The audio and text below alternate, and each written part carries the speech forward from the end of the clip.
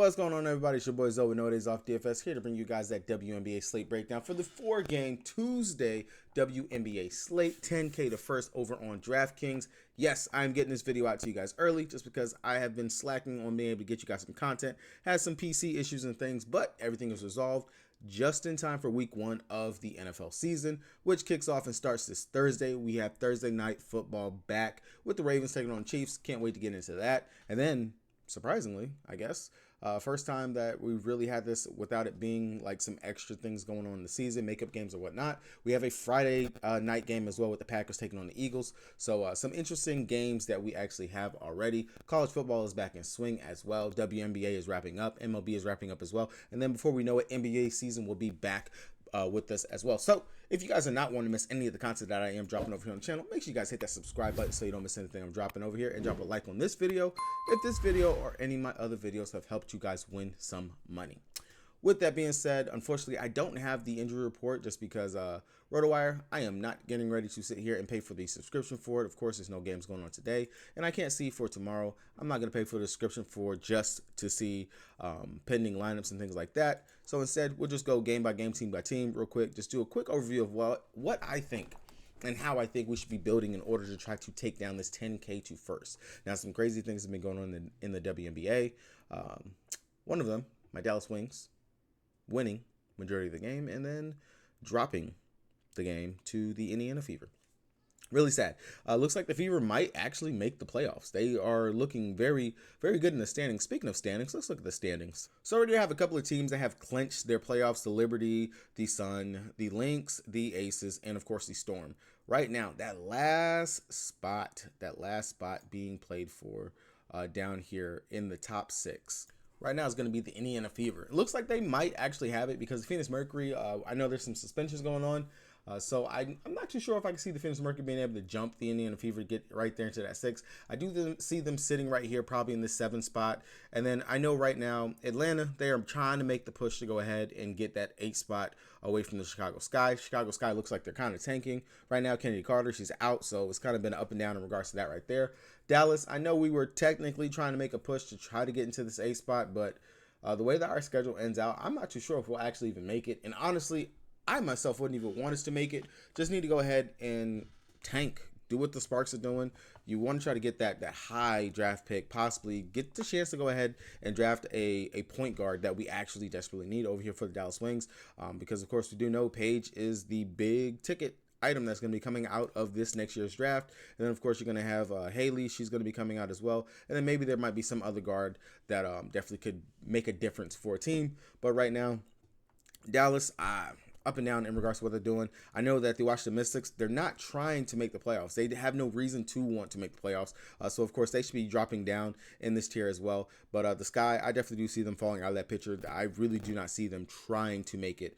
So right now, we just have the Fever, the Phoenix Mercury, Atlanta Dream, and possibly the Dallas Wings as teams that are definitely trying to fight and go ahead and get into that playoff picture for the top 8 for the WNBA. So with the standings and the seedings and stuff in mind, looking over here at the slate right now, of course, Seattle and the Connecticut Sun, they kind of don't have too much to play for. Of course, the Sun, if they can go on a crazy winning streak, and the New York Liberty, they can go on some losses, they definitely could jump and take the Sun for the #1 spot. But I really don't see that actually happening over here on the Sun side. I know AT, she's been dealing with some injuries and things like that.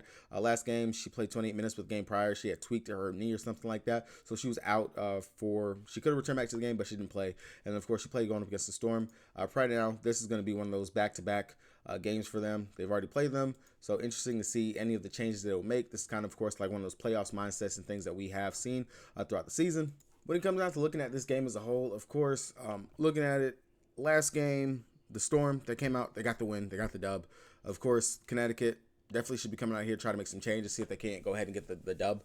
But looking at all the big players in this, Alyssa Thomas, NECA, Jewel Lloyd, Skylar Diggins-Smith, Dewana Bonner, Ezzy, none of these players really stick out to me as players that I honestly have to get to, especially when I have Asia Wilson on the slate. I'm going to have a shorthanded Phoenix Mercury team. I have Tina Charles who's been playing lights out over the last couple games. On the Dallas side, we got Satu Sabali, we got Enrique. I don't see myself having to force too many of these players over here from this game.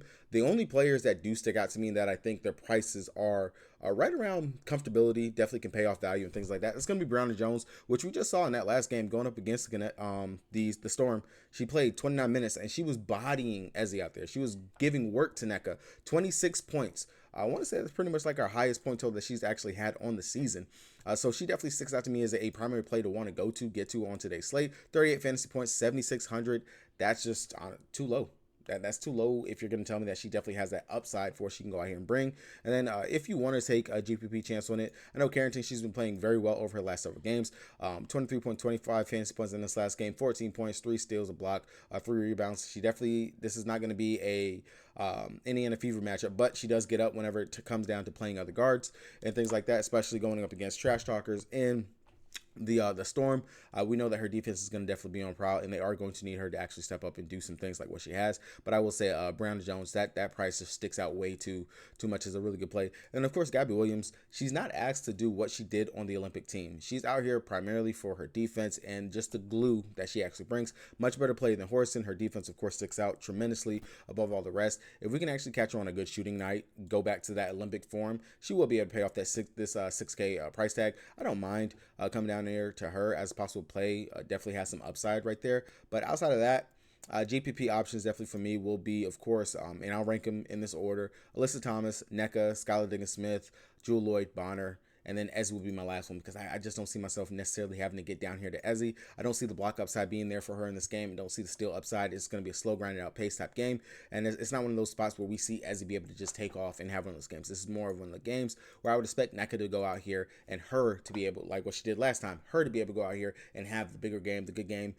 just because it's a slow paced game. She definitely has those spot ups that she can actually get. She can try to back down AT if she gets some misstrides with Bonner, things like that. This is more suited for NECA's style of play, of how she goes out there and she plays night in and night out. So definitely not too much I really do like from that game. Going over to the Washington taking on Dallas Wings. Now this one should be a very good game, especially considering still Dallas, we're very bad on defense. And then the Washington Mystics, themselves, they also can give up quite a bit of fantasy points to opposing guards and things of that nature. One of the things that we should hopefully, it seems like we're kind of seeing the turnaround of it right now, is just Enrique finding that shooting form again. Last game, she set the WNBA record for the most threes made in the game with 9 threes, 9 of 16 from the field, 54 fantasy points, 34 real life points, 3 assists, 8 rebounds. If she can continue that, definitely the sky's going to be the limit in regards to what Dallas can do to shake up and end the season. But Enrique at the 11K price tag definitely is going to have to give us some options and some choices, especially considering that Asia is 13K, Angel Reese is 11.5, which I am not going to pay that for Angel. I don't care if she's going up against the Las Vegas Aces, who play little to no defense, and she dropped 44 fantasy points going up against them. That's not a spot, nor do I feel like I need to pay that much for Angel, especially when I would rather just play Asia, who's been on a tier, but that's something else for later. If I'm not getting up here to Enrique, I definitely do like Satu. We know that she pretty much has the second highest usage over here on this team. As long as that shot is actually falling for her, we know she's going to struggle from 3 as well. Definitely the upside will be here for her. I do like that price tag. And then, of course, we can come down to Natasha Howard. Pretty much all 3 of the 3-headed monster over here for Dallas are in play. If I do have to rank them, I will say I do like Satu, Natasha, then Enrique if I'm going to go with any of the 3 over here for Dallas. Everyone else over here on Dallas, they're all just GPP options. Big T, she could go out here and definitely can smash. Her minutes seem to be more consistent, staying in that mid-20ish range. If you land on her at the 8,200 price tag, I would just honestly scratch my head and be like, why aren't you playing Brown or Jones at 7,800? Makes more sense to me. Outside of that, Sheldon and Uzan, it looks like they've been splitting minutes. Sheldon finally got the bigger workload. Last game, of course, when someone decides to want to play Uzan, Sheldon goes out there and she gets the minutes. I really don't like either one of them. Just the usage necessarily is not there. Definitely just out there for filler minutes and defense. Not anything that sticks out to me over there on that side, and I'm not even going to try to force it. Over here on the Washington Mystics side, though, Brittany Sykes, Atkins, definitely both of those in play. If they actually let Shakira Austin come back, a little bit interest there, but not too much because, of course, she will be on minutes limit. But Stephanie Dolson, she definitely could be out here and knocking down from 3. You know Big T is not going to be stepping outside that paint. And then even if they have Kalani is a little bit quicker, things like that. But this could be one of those games where we see Stephanie Dolson go out here and just hammering it away from the 3-point line. Going up against Dallas in both games that they played earlier this season, 31 and 32 fantasy points, and she was 2 of 6 from 3, 4 or 5 from 3. don't mind going right back to that at all. 7,900 price tag. That would be what I would rather play over playing 8,200 for Tierra McCown. Makes more sense to me. Definitely has the better upside. Aaliyah Edwards, she's very much been hit or miss in regards to what she can do. It seems like she's hit that rookie wall very, very hard. I'm not too sure exactly what's going on with that. Emily, you definitely can't mess with Emily Inkster if you think you're going to get the upside from her. This could be one of those games where she pops. I know earlier this season going up against Dallas, that was when she had that 43-75 fantasy point game. If you think she could repeat that in the 20-ish minutes, I definitely don't mind going there. She was actually very hot from three as well. Rebounds, playmaking, all that stuff was there for her. Definitely at 5,900, I don't see too many people trying to click on that. That is more of a GPP option. But outside of that, really your primary targets are going to want to be Sykes, going to be Atkins, and then of course Dolson and your Emily Inkster will be the ones that you want to come down to as you trickle down over there. Going over to Chicago, taking on Las Vegas Aces. Looking at this game, there's definitely some pieces that we can get from here. But the biggest thing over here for them, first, starting off on the Chicago side, Carter looks like she is still going to be out. We definitely do need to get the information of whether or not if she is. She has missed like 2 or 3 of the last couple of games. If Kennedy Carter is out and she is not going to be playing, then of course I will be looking more towards the Cardosa, the Angela Reese, Lindsay Allen, things like that. If Carter is in, Carter and no minutes limit, none of that, I definitely will have interest in Kennedy Carter because last time when they went ahead and they played going up against Las Vegas Aces, she went out here 39.25 fantasy points. Game before that, 46.50 fantasy points. So the upside definitely is there for Kennedy Carter. Reese, I do believe this will be a GPP spot if you want to play her. I do not think that she is a must or you have to go ahead and get to her. I'm just not too convinced that it's one of those games or that day that we have to force Angel Reese into the line. Outside of that, GPP options in Banham, Dana Evans. Looks like there's some turmoil in a couple of the highlights that I was watching in regards to the Chicago Sky with Mariah Jefferson trying to get the ball. Dana Evans just waving her off and wanting to just call her own number. And honestly, Dana did not look good in their last game going up against the Minnesota Lynx. 12.75 fantasy points in 24 minutes. Really just 3-7 from the field, 2 or 3 from 3. That's not bad, but waving off your actual point guard, a little sus. Outside of that, not really looking at too much over there for them. Las Vegas Aces, I'm going right back to what we were pretty much hammering before Chelsea Gray came back, which was the Jackie Young and Asia Wilson duo. That is the duo that we are going to see pretty much carry them with Chelsea Gray being out. Last game, Jackie went right back to point guard duties. 14 assists in that game, 11 assists. Of course, she's going to give it to you on the defensive side, everything that she's going to do. The price, of course, 9,800, it makes sense, but the upside is definitely there for her, especially going up against a Chicago Sky team who is very mid. Last game, 28 minutes going up against them. She only gave us 5.5 fantasy points. I will say, of course, that is very much bad in regards to what we can get from Jackie Young. But the game prior, before that, she put up 26.75 fantasy points. She definitely has the upside in the room to give us more of a floor. Now, if we don't want to go and mess with playing Jackie Young, I would, of course, imagine that Tiffany Hayes possibly could get moved into the starting lineup. If they do actually have Hayes in the starting lineup, or even if she's going to be coming off the bench, I don't mind her as a possible play just because we know she's going to have to play the minutes. She's going to be playing a backup-ish role in regards to maybe handling some point guard duties or things of that nature. But if she was actually to go ahead and get the start, I don't mind looking there. Just depending on who they actually start between her or Clark. One of these two, they're going to have to fill into the starting lineup. Looks like they ran Clark out there on the last game. But if they do, definitely don't mind. Now, the deepest of deep GPP plays and options. And it's only because they are, for whatever reason, given Sid minutes. If you believe that they're going to blow out the Chicago Sky, and you believe Sid is going to somehow scramble up 10-15 minutes, and you want the sub 1% Sydney Colson, there you go. That's my argument for that. I honestly have no other words in order to fill that gap right there for her. But get ready. Looking at the last game. Before I do, make sure you guys go ahead and hit that subscribe button so you don't miss any of the content. Of course, I'm dropping over on the channel. Drop a like on the video if you guys are enjoying it. I got more stuff coming for you guys this week. Got some reaction videos as well going to be dropping this week. So definitely stay tuned and check out that. Over here for the Atlanta Dream, they are still without Aerial Powers. Cheyenne Parker-Tice, I pretty much told you guys I expect for her to miss the rest of the season. That ankle twist looked bad. But over here for the Atlanta Dream, what they are leaning very heavy on. Now, granted, the rotations going up against the Sparks look very wonky, but it is still pretty much Tina Charles, Ryan Howard, Alicia Gray, Jordan Canada. That is the pecking order of this team. Tina Charles, Ryan, Alicia Gray, Canada. I will say that Ryan and Gray sometimes flip-flop, but going up against a team where we have already seen them cook We have seen them go out here and have pretty great games. I will go right back to Tina Charles. Top of the list, no problem, no issues. I will definitely entertain and look at possibly going to Ryan. Last game, she kind of looked like she might have figured it out. Was definitely very hot from three. We know she's going to take a ton of threes. We know the upside is definitely there for her. She has not had the best games going up against the Phoenix Mercury, but there will be no Natasha Cloud. Maybe this could be the game that she actually goes out there and pop, especially while everyone wants to go chase Alicia Gray, 9,200, who just dropped 41.75 fantasy points going up against them. I could see this being a spot where Ryan, low-owned, sub-low-owned, can definitely go out here and have a big day. If you are looking for a pretty good bankroll builder or something like that over on FanDuel, if they still actually have it up, I do like... Oh, they actually do still have it up. I do like the Atlanta Dream. They have the Atlanta Dream as a plus 2.5. I would take that. Take the Atlanta Dream plus 2.5. Take Tina Charles for 8 boards. Ryan Howard, 15 points. Canada, 6 assists. Brittany Griner, 15 points. I like that one. Right now, looking over it on the books, on FanDuel, it is a plus 436. Definitely will be smashing that myself. I do like the build out and how it looked and everything. It gives you a piece of all the usage monsters that you have over here on the Atlanta Dream. And then, of course, a big usage in Brittany Griner, who will be a focal point for this team, as always, whenever it comes down to it, because she literally can shoot over everybody.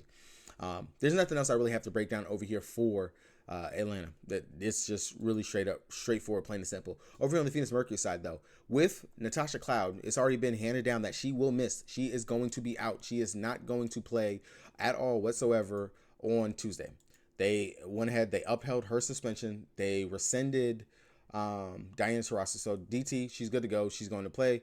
Cloud, she is not. With Cloud being out, and Allen's already been out, Osborne is out, that means they're going to have 1, 2, 3, 4, 5, 6, 7, 8. This is going to be a 8-woman rotation over here for the Phoenix Mercury. If you don't know what that means, that definitely means that we're going to get some pieces of the Phoenix Mercury when it comes down to building our lines. You're going to have them because they're going to be on the court continuously. They're going to have to play. It's just point blank period. Looking at them, if Celeste Taylor is actually going to play, maybe she gets the point run. I definitely could see her being like just a dirty, cheap option, just for the fact that she's going to be out there. She played 22 minutes going up against the Las Vegas Aces on the first, 12.75 fantasy points. Definitely will pique my interest if we can possibly get some word that might be the game plan and how they're going to plan on moving. If not, I do know Brittany Griner just kind of at the top of the list in regards to a player that I want to get to. 35.25 fantasy points in this last game going up against the Aces. And then the 2 games going up against Atlanta, at least 30 plus fantasy points in both of those games. And again, she can shoot over the top of everybody. She is bigger than Tina Charles. She's bigger than anybody that they have over there on Atlanta. I really don't mind her. As long as she can get her position in the post, shoot. That's it. Grab me a couple of rebounds. Maybe you can actually do it with a couple of blocks and things of that nature. But 9,700 price tag, that's a little bit too cheap for a player who is on an 8-woman rotation.